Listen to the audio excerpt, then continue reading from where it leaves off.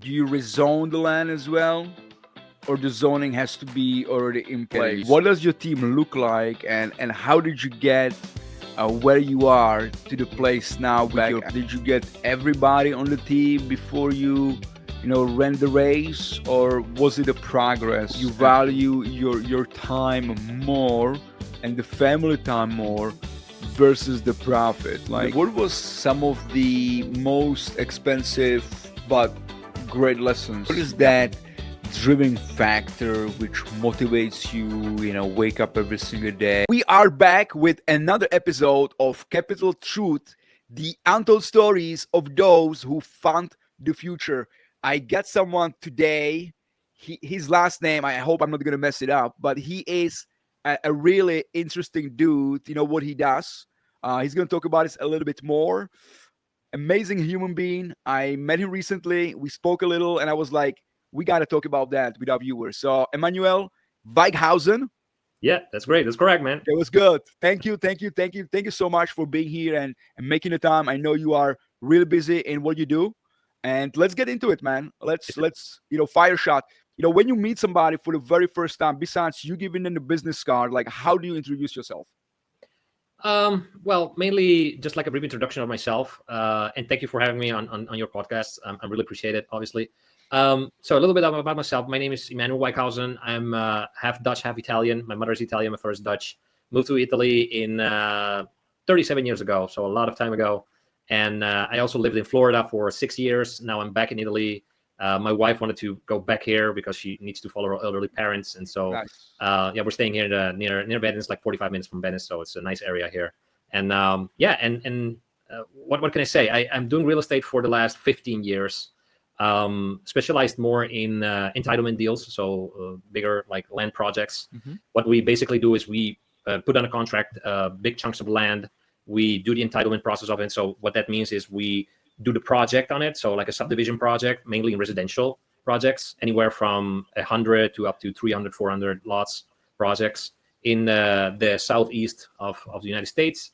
And once we have the plan approved, we obviously get in contact with a developer, normally national developers. We have a lot of relationships with D.R. Horton, Ryan Homes, Great Southern Homes, all those big guys, big developers, and they will purchase the project from us. And obviously we add value, not buying the land, but creating the project on the land. That's the real value of the property. And the good thing is it's a less competitive market. Obviously, those projects are a little bit longer, so they last like from 12 to 18 months, around that time frame.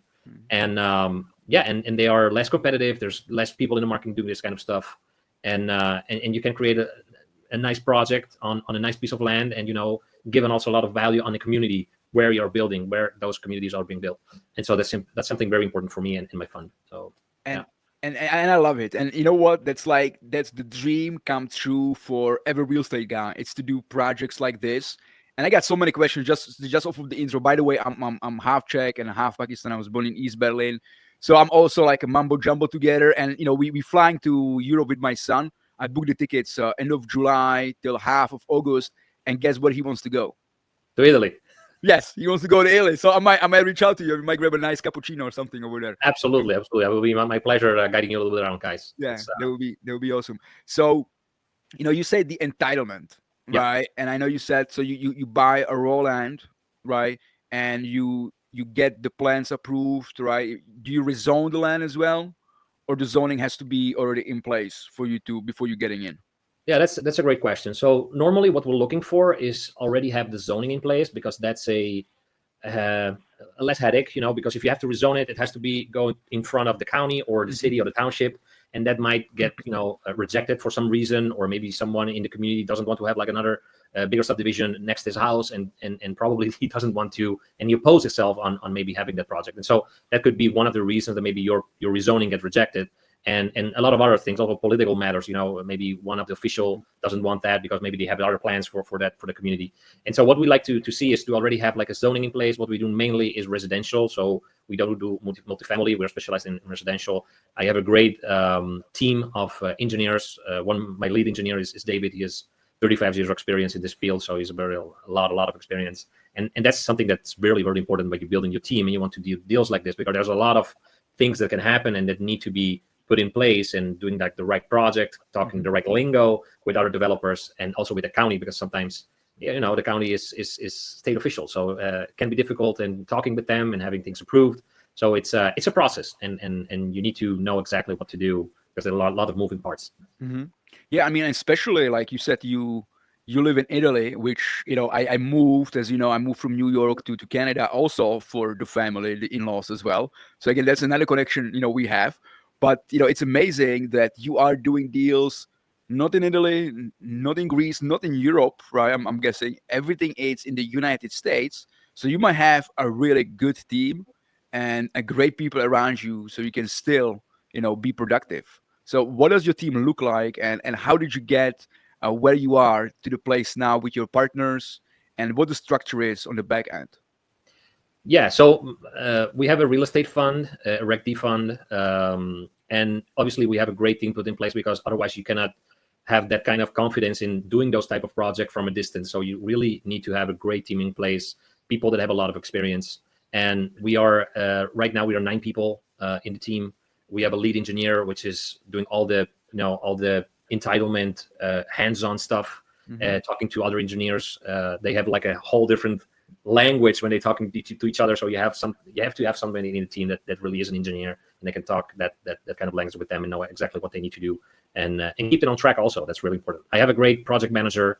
He's in Florida. We have an office in Florida, by the way, Miami, and so he's there. He's overlooking all the projects that we're doing. We're doing about 3 to 4 projects a year. Quite big project. We have 2 projects going on right now. One is a 316 lot project in South Carolina, and another one is a 250 lot project also in South Carolina. And we have another one going on in Montgomery, Alabama, which is a smaller deal, but around 130 lots project. And so, yeah, great project manager, a great engineer with a lot of experience, acquisition manager, disposition manager. Then we have a couple of fundraisers, because obviously funds is critical in this business, especially for those kind of deals where you're talking about a couple of millions to get it entitled or to acquire them. And so fundraisers, we have a couple of them, and we have a team of consultants.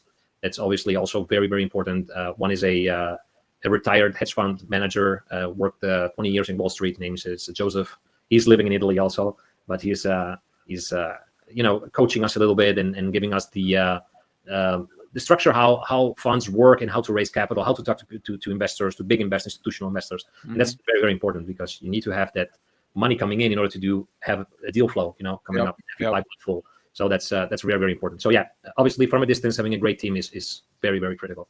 That's the key. And so how long did it take you to really, get to that team where you are now? And what were the first players? Did you get everybody on the team before you, ran the race, or was it a progress as you went? It was absolutely a progress. You meet people during your working life, and when you have those people that you immediately click something, and they have experience, that people can add value to your fund or to your project. That's the people that you need in your team. And I've slowly built my team together during the years doing work. So yeah. Little by little. So for you, what was like the key role to sort of fill in first? First, it was meeting David, which is my lead engineer. He was critical to start almost everything from scratch. I had some experience in like residential, not development, but flipping. I also did some auctions, tax auctions, in order to have acquiring properties for less value than maybe market value and stuff. So I had some experience in that. But David really taught me how to look at those projects, how to put them together, how to do the deals together. I have also a great mentor, which coached me a little bit on doing negotiations, because obviously those deals need to be negotiated. One of the things that we do, and I think that's the great thing of entitlements, is you can buy those properties, those raw land parcels, essentially for market value. So you don't have to negotiate down, and that's something that's great, because you add that value during the entitlement process. And so you can offer the seller market value, which is something that obviously they really like, and even something more, and having them double close on that property. So we don't put the property on the contract until we have final plan approvals and already a buyer in place. And that limit us the risk a lot in this kind of operation. So that's what we like to see. We like to have a seller that is willing to do the closing at final plan approval. So a year and a half from when we put it on a contract, which is not easy to do. But if you offer them a little bit more money than they maybe want, or a partnership in the deal, and maybe give them like a small equity, they are willing to do that, and that's something that you can do with those kind of deals, and probably not with other kind of deals like more traditional real estate, Yeah. like family or single family deals.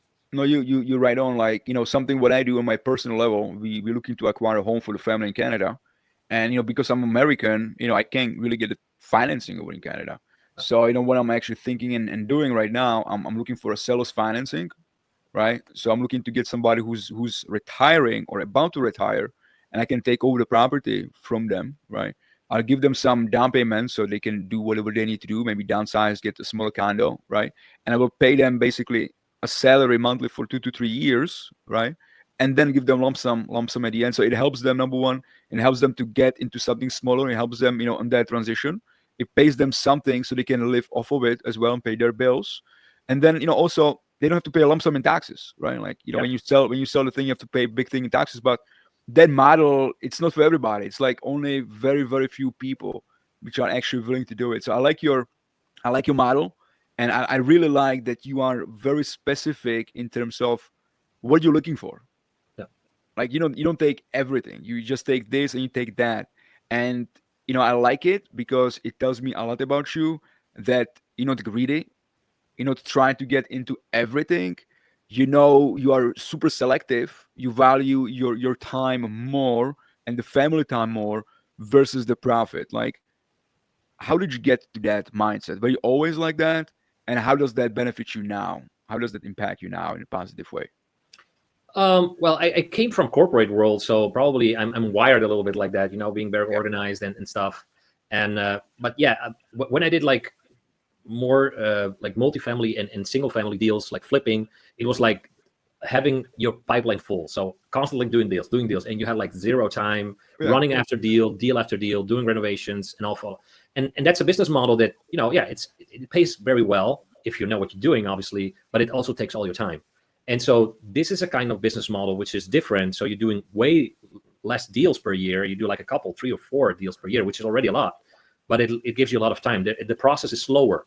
And so you have a lot of time that you can dedicate to your family, and you have to organize your work and stuff, but it gives you a lot more time, and the payout is the same. So when I was buying like small lots and reselling them, like land flipping, it was like all about deal flow, and it was a lot of work, like going back and forth with sellers and stuff, and trying to put it on a contract and sell it as soon as possible. It was like a whole. It was and sometimes it was very nerve wracking. Hmm. Constantly going all those deals, getting your deal flow, getting all your pipeline full, and then I realized that the headache in doing like smaller deals and the headache you have doing larger deals like this are pretty much the same. So they pay out way more better. So you have a lot of upside when you have profits, and you have more time. So basically, it made way more sense for myself in going after this type of deals. And yeah, I'm very selective. So obviously, I pick the right ones with the right sellers that meet our criteria, that wants to work together with our team. Hmm. And once you find that, the also the deal is very smooth, and you get you're working way better than doing all stuff, having all this headache and doing all those deals. So it's almost like, when you go through buffet, with a plate, and everything looks delicious, Yeah, and you just start loading it up. Like, you take a little bit of everything, right? And then you get to the end of the table, you said there's the steak and the lobster, but you're already full. So it sounds like you went through the buffet a few times and you realize what you exactly. like and what you don't like. Was there like a pivotal point in your life which really make you pivot in a way from what you were doing before and what you're doing now? Yeah, absolutely. So when I did flipping, I was at a point I was really stressed out. I didn't see my son a lot, and one time I my wife told me, said, "Hey, you have to find a solution here. So this is not good. We aren't your child is not seeing you that much, and he needs you. And when I heard that words, that really resonate with myself and hit me a lot. So I was thinking, listen, I need to pivot. I need to do something that can still bring me deals, but doing on having more time for my family. And that's what I did. Little by little, I when you're searching for something, universe comes and brings you what you need. Mm. And essentially, that's a great thing when you're really believing in what you're doing, and you have knowledge and stuff. And that's when I met Dave. And David said, "Hey, this is what I'm doing. I think it's a great business model. Let's do it together. I need a guy that can put up together a fund, and I will be the lead engineer. I will take care of all the rest." and that's how we started. And actually, it was the right decision, absolutely, for my family, and the fact that I could move to Italy and be able to manage work, still being abroad, and having time for my family, basically. That's awesome, man. Now, I know you said you have a project manager, so the engineer there was really the pivotal point, right? And I understand it now because he's the guy who kind of leads how and if the land's going to be able to be entitled. The project manager. I know you say he's in Miami, and you're doing projects outside of Miami. So my question is like, how often is he, boots on the ground, on the project, on the land, or does he needs to be there? Because a lot of the things, I guess, gets done between the city and the engineering. Yeah, actually, he never has boots on the ground because I you really don't need to. We don't do like the vertical or the horizontal development, so we don't have to be like on field on the project. So what we do mainly is getting the land under contract, which is what I'm doing. I do the Mm-hmm. underwriting myself, contact and do negotiations with the seller, and and then when we have that, we have the land under contract. We do the engineering. We find engineering company. Normally, it's a local engineering company Mm-hmm. that we work with. We find the right one. We do some vetting, in order to know if that's the right company to work with. Mm-hmm. And once we do that, we start, the surveying, wetland reports, phase one, phase two, and environmental. We do our due diligence period, which we have normally 120 days, 90 days, 120 days. With the seller, we put down a small EMD, so money deposit. And if everything looks good and we have like the approval from the county or pre-approval from the county, we already some interested parties that are interested in the project, then we move forward and we put down another earnest money deposit, and then we start hard engineering. So basically, that's the process. I love it. And like compared to us, we do value add, so we need to have the boots on the ground on the projects, like making sure that you've done it before, so you know exactly what I'm talking about. Yeah. And I like I like what you're saying. My other question is, I know you said there's not too much competition within your space, and it's interesting, right? Because I'll be thinking like everybody wants to do the easy stuff, and it sounds easy, right? What you do, but at the same time, it's not that easy because to know how to entitle the land and having the right team in place, right? That's probably really difficult. Can you talk about that a little bit, like the competition and what you guys do differently than the competition, or which the competition can do it? What you guys do? Yeah, well, there is obviously some competition. Obviously, it's way less than regular flipping and doing multifamily deals and stuff. So yeah, it seems easy. It sounds easy, but it's not. You have to have very specific knowledge in how engineering works, how platting works. You have to know exactly what to look for when you're looking at the zoning ordinance, for example. So Mhm. that's the first thing that we do. We go online, or we ask the county for the zoning ordinance. We go through the zoning ordinance. We look at specific things that we can do or not do with that property. And once we have that understanding, we know exactly where we have to go with the project and what we can do and not do. So it sounds easy, but obviously it's not. It's very specific knowledge on it. And that's where you have to have a very good engineering partner that can help you, and also an engineering firm, because obviously they will do the hard work and getting the project done. Sometimes they try to cut corners because that's easier to do. But if you have an engineer in your team, you say, hey, maybe if we do that little change, we can have another 10 lots in the project, because Mhm. obviously it's all about yield. So you try to have the most amount of yield on that project, because that's where the money comes from. So yeah, it's specific. You have to have knowledge about what you need to do in a project. Yeah. Now, when you guys do the entitlement, is always the yield or the profitability the number one driving factor, or is it sometimes when you do maybe in a certain areas maybe less lots, but maybe it's a higher end, right? Maybe the resale on those might be high compared to just a townhouses, for an example. Yeah, that's exactly what we're looking for. So the factors that we're looking for in an area is like a resale value of the properties. So it could be like a smaller lot with Hmm. fewer properties on it, but if they are very high end, for example, in the 500, 600, $800,000 homes, the project still makes sense. And so we obviously run our calculations and Hmm. we see how much profit we have, how much does it cost to do the entitlement, because obviously there are costs involved. Hmm. And so that might work instead of maybe doing all big lots like 100-acre properties and stuff. It really depends. So if there's a nice profit to made and it's a smaller project but with high potential, we still do that with some projects. Yeah, and I think what maybe a lot of the viewers they're not even familiar actually with entitlement. I got to know about it fairly recently, believe it or not, and learn a little bit more about it. And what's really interesting, like you said, there's really not too much competition, because it takes a specific skill and knowledge to know how to be able to get the plans approved in a way, right? And not Yep. everybody can afford an engineer. Engineers and architects, they're very expensive, so that really keeps the door shut for a lot of people. But at the same time, I think it's actually one of the most profitable steps in housing development, right? Yeah, it is. It absolutely is. So it's what I always like from the project that I do is that you build something valuable. You give people a home. You create a nice neighborhood. You create something valuable. And a lot of time when I do negotiations with clients or with potential sellers, and those people are a little bit afraid of selling their property because maybe they are in their family for like 100 years or maybe more, and so they say, hey, what are you going to do with that property? Are you going like to them like ugly houses on it or like ugly multifamily stuff on it? And I said, no, we create like a nice neighborhood. We try to partner up with the seller and say, hey, if you want to, we can even keep the family name on the subdivision.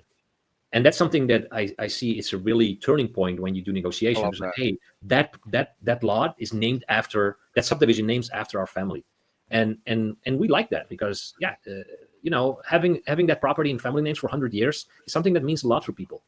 And so we try to accommodate their request and saying, hey, yeah, we are happy to do that. We are happy to put your family names on that subdivision. And so that's what we normally do when we do negotiation, put it on a contract. That's such a great nugget. I think everyone wants to create a legacy, Yeah. right? And have that pride in terms of what they do and what they did. And certainly, like, I know a lot of landowners as well, and they're very proud, for their family, because for them to get to a point where they have the land for generations, sometimes, in the family, right? Like, that they have that pride, so where they can carry on the name, which is to attach, to the land, but at the same time, it means something. They can look back and say, your great uncle he's the guy who actually built, New York City. He's the one who sold the land. He was the Indian who sold the land to the Americans, and look what they did. They built Manhattan over there, or something crazy like that. I think it's incredible story, and something you can certainly share with your kids and your grandkids. So that's Absolutely. amazing, man. Absolutely. Yeah. Yeah. Now, what's your filter? Like, what's yes, what's maybe, and what's absolute no when you're looking at the investment? So one of the first things that we look at is if there are other builders in the area. So if there is an area which seems nice and land is cheap, but there are no builders around there, that's an absolutely no-go for us.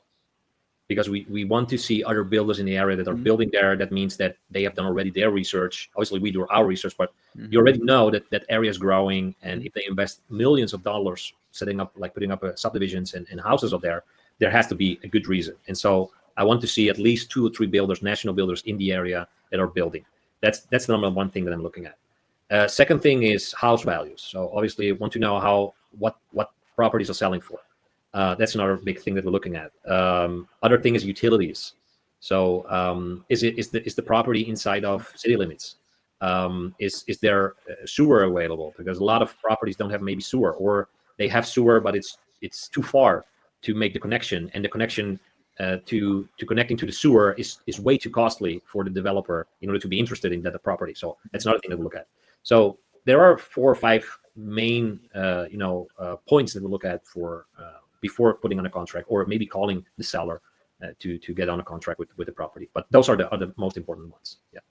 Okay, I love it. Now, looking back, what was some of the most expensive but great lessons you kind of went through? Maybe acquiring a property and making some mistakes on it.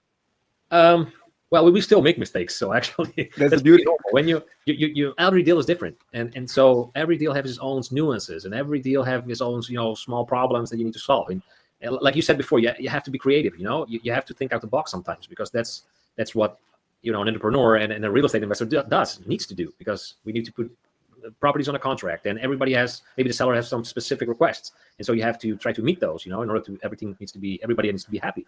And so one of the things that was like my last deal, we had it on a contract. It was an 83 lot project in Alabama, on a 63-acre property. Okay. Nice property, growing area, and we had it on a contract with two elderly persons, They wanted to get rid of the property. Never did anything with the property. They just bought it like 15 years ago, and they just was sitting on it, waiting, for appreciation mainly.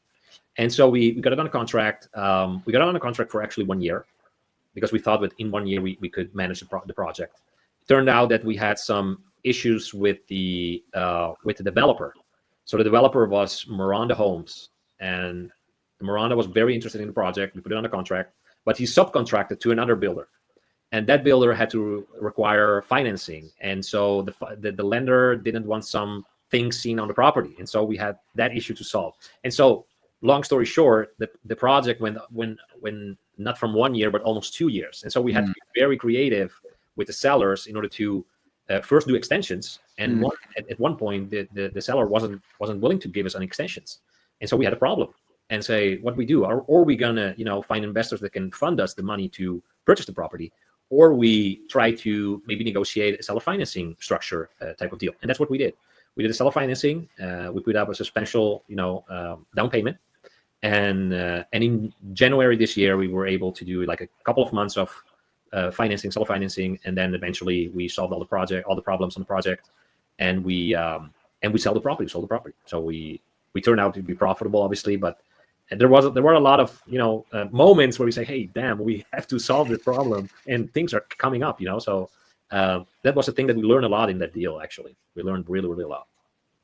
And so that's great, and congrats that you get it across the finish line, right? And everybody win at the end. And my experience is the deal always takes longer than you expect, and it always going to cost you more than you expect as well. That's just the nature of the business.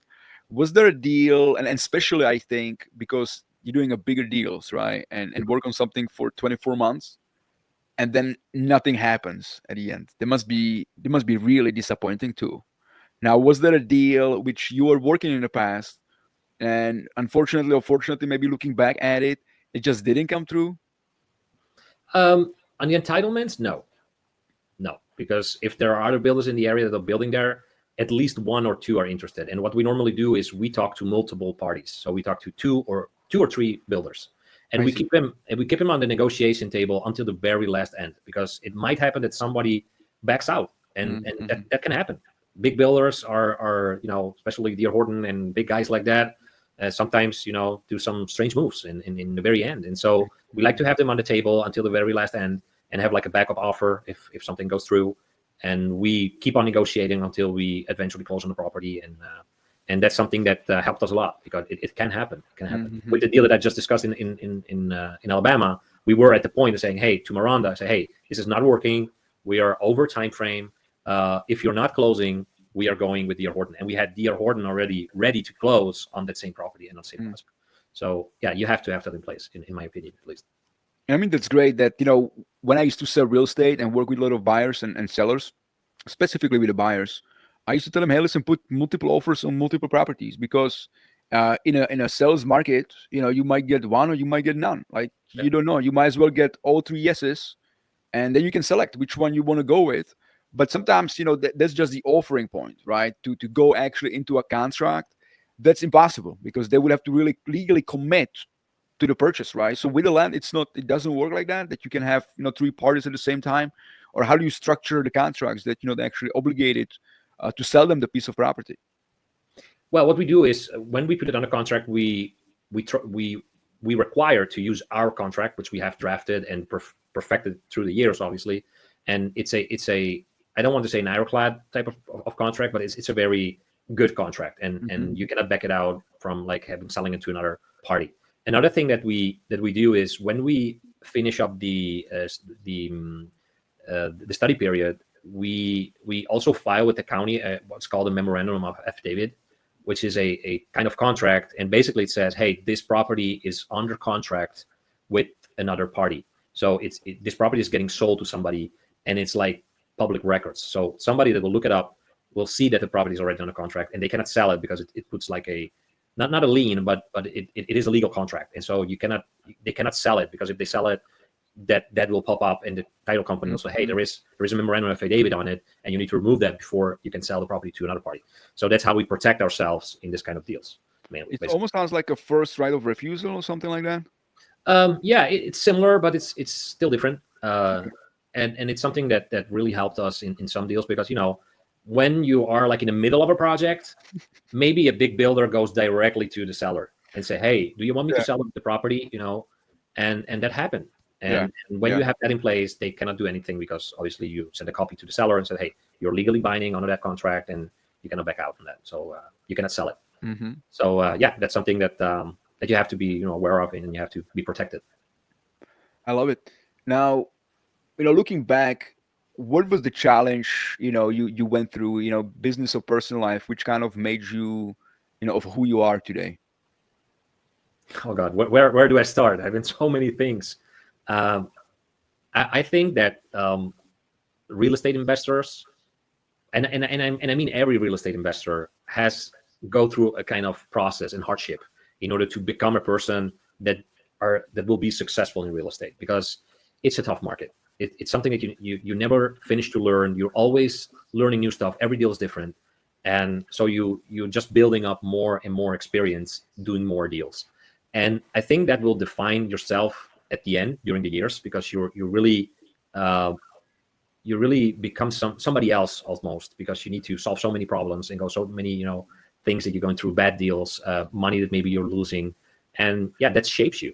It shapes you in a way that you become a better person. And always I'm one of the kind of person that always try to learn new things. I'm very into doing other courses and trainings, and try to always improve myself. Hmm. And I think that that's very helpful, and it shaped me a little bit into what I'm now. So yeah, I think that's the important thing. So doing deals, those will shape you a little bit, and also doing trying to improve yourself every day. I always say to my son, if you improve 1% per day, you become a great person when you're way older, because 1% per day will make you so much better in the end. How many kids you got, and how old is your son? I have one kid, and he's 7 years old. Okay. So I also have one boy. He's 8. He's 8. Okay. He's 8. Yeah, he's gonna be turning 9 in September. Wow. And I think he's way smarter now than what I was when I was younger. And I think a big factor it's the experiences Yeah. he's been having, right? Because you learn. I think the best way to learn is through experiences, whether it's good or bad. But it gives you the opportunity to see things from a different perspective in life. Yeah. You know. Absolutely. Yeah. Now looking back, Emmanuel, was there a moment when you almost feel like of quitting? Yeah, absolutely. And not only one moment. I had several moments. Oh no, this is going too far. I'm gonna quit. And eventually, you just have to go through it and learn from the experience. And in the beginning, I was more um, younger, and so I had less patience. I want to things like that. Mhm. Thinking you make money very easily and fast, and that's not how it works. So it is a question of having experience, having doing deals, having the patience to solve the problems, thinking out the box, like we said before, Mhm. and that's eventually make you a different person. And yeah, but I had many times I was quitting, and one of those moments was when my wife told me, "Hey, you need to be more present. You have more time for your family. Otherwise, this is not going to end up well." And that's something that really hit me and changed my work, but also uh, my behavior with my family, and the time that I spend with my family give way more value. Because sometimes when you're so much involved in your work, it seems like you have like only the most important thing is your work, which is the opposite. So your Mhm. work is a tool to give you time and give you the resources that you need to do something that you very feel fulfilling. At least that's what I'm thinking. So being with Mhm. my family, spending quality time with my family, and also doing work has to be something that creates value. And so that's exactly what I'm doing. I love it. So, I mean, what is your why? Like, what is that driving factor which motivates you? Wake up every single day and just keep going. um, being a better person, creating value. That's all I work for. Creating value for my team, creating value for my family, creating value for the sellers that are selling the property to me, and rely on having a great project on the property that maybe are in their family's name for so long, and they really trust you about that, and seeing something that will transform the land that they had in their name and becoming a great community for people enjoying living. That's something that, in my opinion, gives me a lot of drive and gives me the why to say, hey, I'm doing the right thing. And yeah, that's what keeps me motivated. How does that make you feel when you do that? It gives me a feeling of Um, Gratitude mostly. So gratitude on being able to do something like that, being able to create that kind of value in seeing people happy, seeing the team happy, working in a nice environment where we all grow, where if somebody like commits a mistake, it's not like you're going after them. It's just from, hey, okay, we made a mistake, let's find a solution for that. And that's the environment that I like to work in. It's all a learning process. And yeah. I love it. Now take us back to the beginning. Like, where did you grow up? What was your upbringing? Did you go to school? Did you get any fancy degree? Did you spend like a half a million on that paper? Did you use it? What was your first job? And I know you said you were in corporate, so talk to us more about that. Yeah, so well, I grew up in a very modest family. My father was a constructor, so I have like some construction background.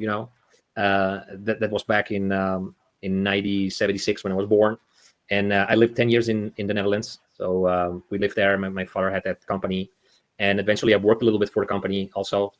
Sometime in the beginning after school, I don't have a degree. I we didn't have the money for that actually, and so I from a early age I started working with my father. And after that, I wanted to do something for myself. I wanted to build something for myself. So I quit the job at the family with my father, and he was obviously not happy with that. I wanted to, bring That's a his tough son. one. Yeah, that's a tough one. Yeah, that's a tough one. And yeah, we didn't actually spoke for almost a year because he was really upset. He really thought that I would take over the business and bring it further. But yeah, I didn't feel it. It was something that was something that I built myself. And so I wanted to do something for myself. I worked at several businesses. I ended up in corporate business.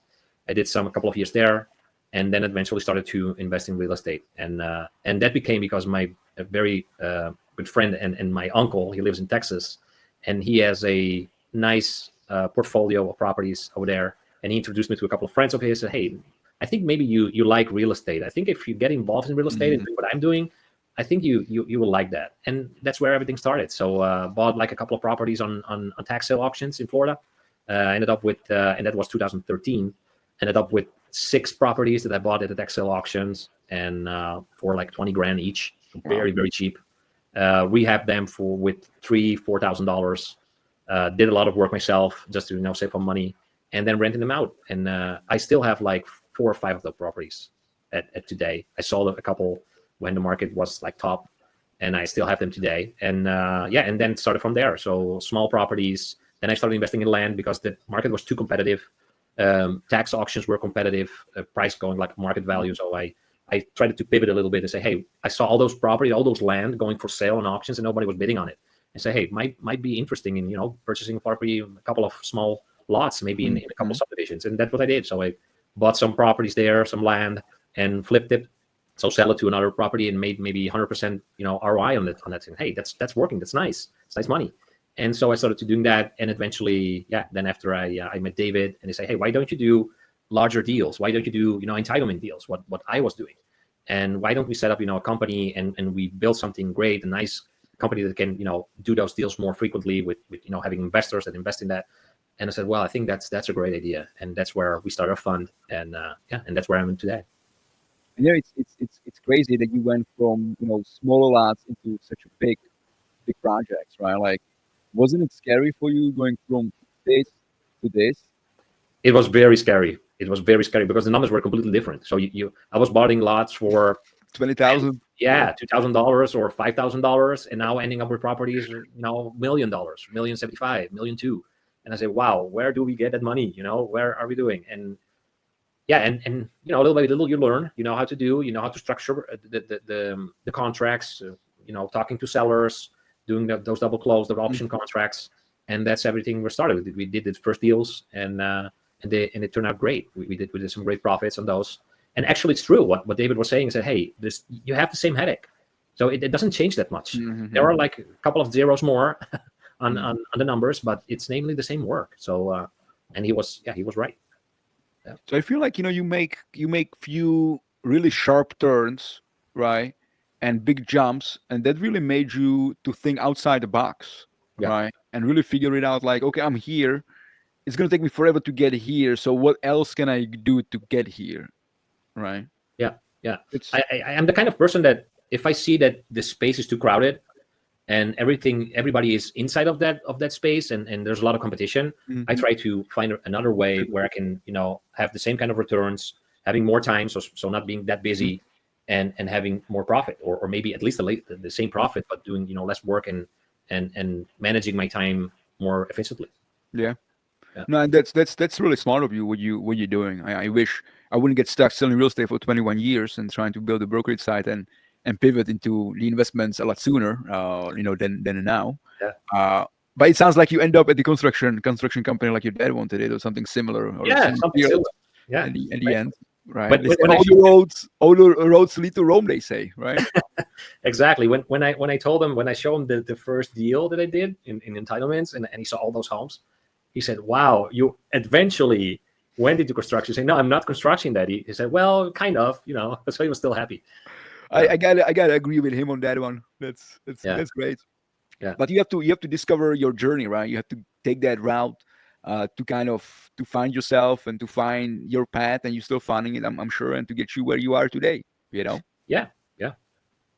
And obviously, So we're trying to grow the company. We're growing a little bit of stuff, little by little. I don't want to, take like leap steps, but just having like growing a little bit, and we want to be able to do like up to 8 to 10 deals per year. That's our goal in 5 years from now. So it requires more staff, more engineers, but I think that's doable. It's doable. yeah. I mean, what's your vision? 5, 10 years. I know 80 deals. What's after? What's coming after? I think doing like scaling those numbers, doing from 3 to like 6, 7, 8 deals per year, that's already a lot. And I think that's a great thing. The thing after probably that I want to do is to be involved in the vertical construction. But I have to really to find a good partner, reliable partner that can help us with that. But that probably will be the next step in when we hit those numbers that we want to hit in 5 years. Yeah. I mean, I was, within my space, what I'm thinking about, and I spoke to some people about, it's to buy out like growing businesses, whether it's HVAC or landscaping company, because we use those services a lot. So why not like invest into those businesses? So for you, it could be builders, right? Like up and coming builders. Yep. And I think your skill set, what you bring, which we had a conversation about it, last time, which now makes sense that you only want to partner with those big builders, the national builders, which can build the roads and the lines and the utilities and build the homes, and they have everything in house. So you can certainly help them with that as well. I think it would be a great idea. Yeah, and a lot of people are asking, well, why don't you do at least the horizontal development, no? And I discovered with talking with the big national developers, they actually want to do them themselves, the horizontal development and the vertical, because they have their structures, they have their staff doing that. And so they said, no, just give me the approved project. That saves us a lot of time, a lot of staff, because otherwise they have to have like an engineering staff in our office and stuff. And so it makes sense to give them the project. We work with them on that from the beginning. We say, hey, what do you want to see on the project? Well, we like that kind of product. This is what D.R. Horton has, like his own product, and he wants to see that on the project. So we try to design the project that meets a little bit of every builder that we're talking to. I see. So little larger lots maybe to fit townhouses or semi-detached properties, or a little bit of both, and that will create an easier project to sell to a national developer. I love it. Yeah. Yesterday I spoke with a good friend of mine. He sells a lot of real estate, from developers and to developers in Texas, New Braunfels in specific.